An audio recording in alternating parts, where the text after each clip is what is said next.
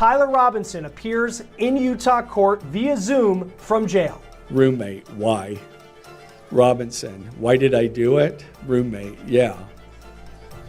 Robinson, I had enough of his hatred. Some hate can't be negotiated out. And just wait until you see the text messages that we now have that Robinson allegedly sent his lover roommate after the shooting and what he allegedly told that roommate to do that led to even more charges against this accused killer, a killer who could be put to death if he's found guilty of the charges he now faces. We're on the case, presented by Law and Crime. I'm Chris Stewart.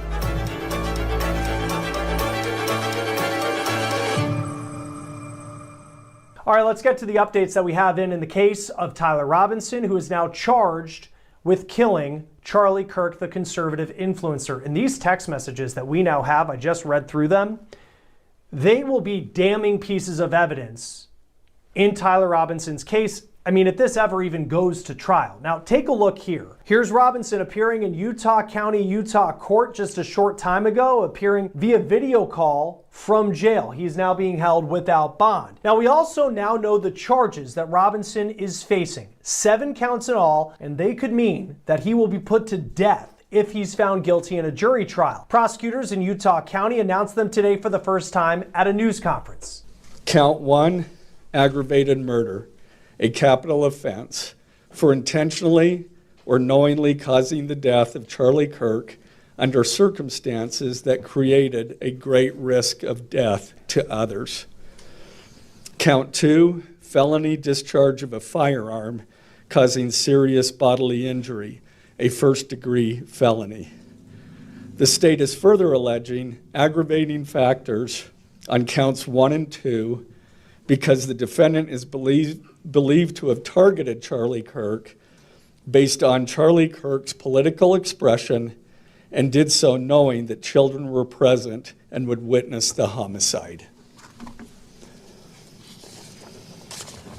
The state is also charging defendant with count 3, obstruction of justice, a second-degree felony for moving and concealing the rifle used in the shooting. Count 4, obstruction of justice, a second-degree felony for disposing the clothing he wore during the shooting. Count 5, witness tampering, a third-degree felony for directing his roommate to delete his incriminating texts. Count 6, witness tampering, a third-degree felony for directing his roommate to stay silent if police questioned him. And count 7, commission of a violent offense in the presence of a child, a Class A misdemeanor, for committing homicide knowing that children were present and may have seen or heard the murder and did so based on Charlie Kirk's political expression.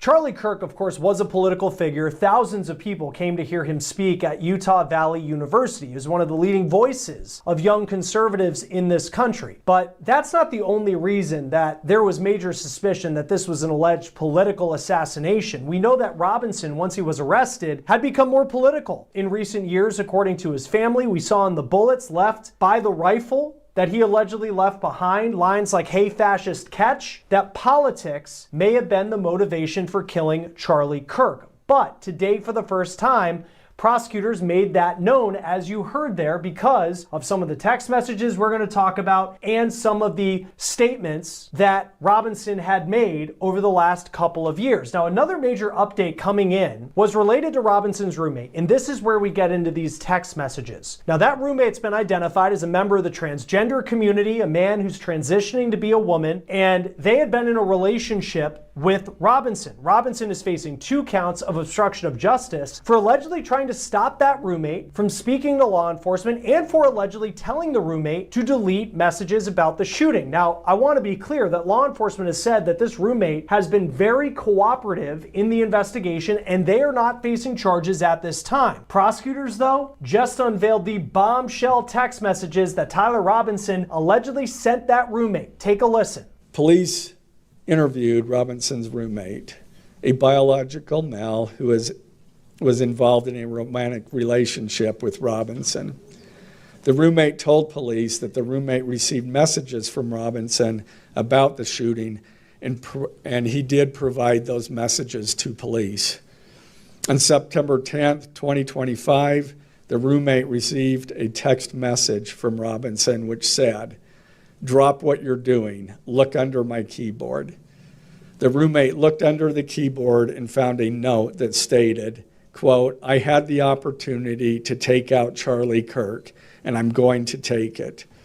Police found a photograph of this note. The following text exchange, then took place.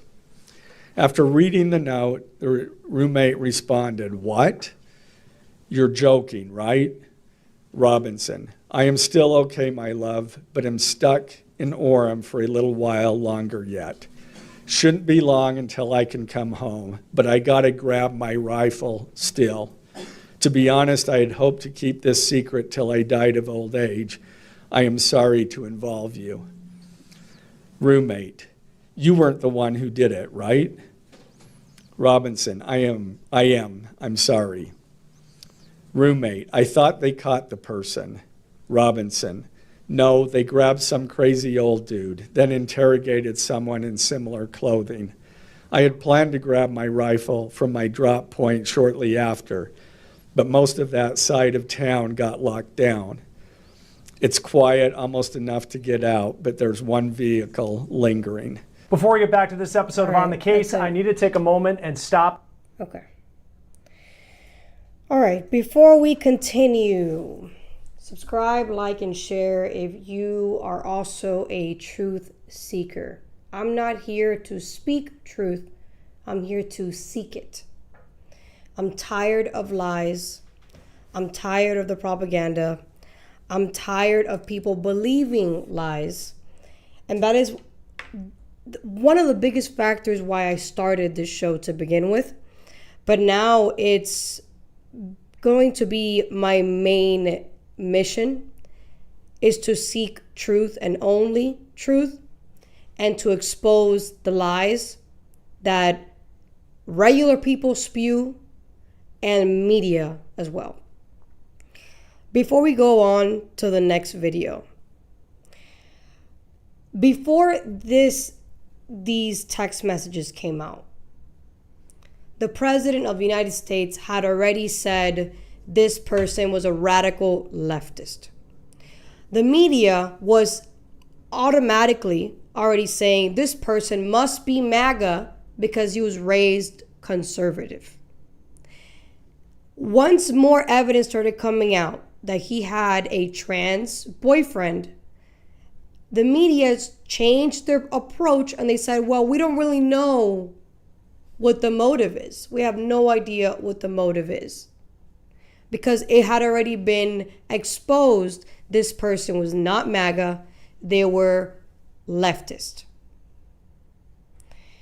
What gets me really, really upset is how obvious it is, and people refuse to acknowledge the evidence that's right in front of their face. And they refuse not because they can't see it, because we all live in the same reality. We're all seeing the same thing.